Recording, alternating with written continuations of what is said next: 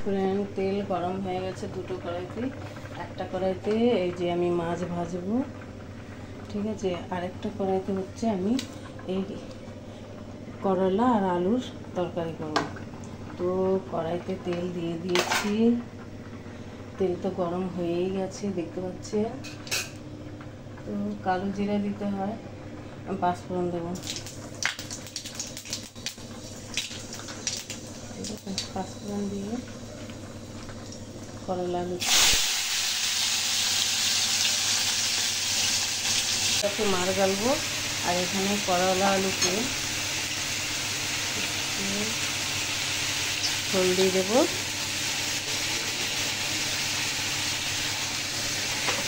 আর লবণ দেব, এই যে লবণ।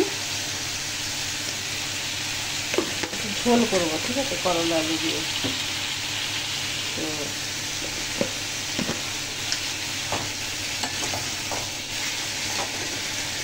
কাঁচা লঙ্কা দিতে হয়, কাঁচা লঙ্কা নেই, ফুরিয়ে গেছে, সেই জন্য লাল লঙ্কা দিচ্ছি একটু।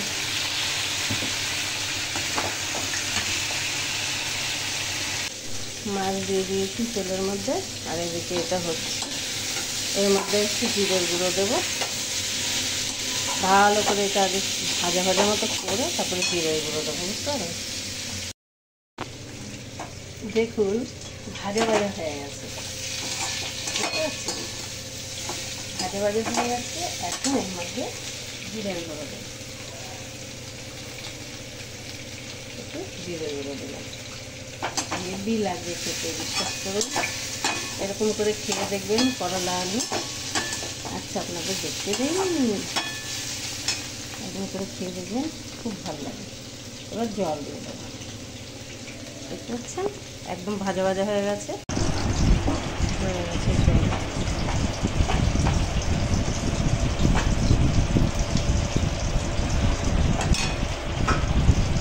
যদি ভালো লাগে রেসিপিটি লাইক কমেন্ট শেয়ার করবেন।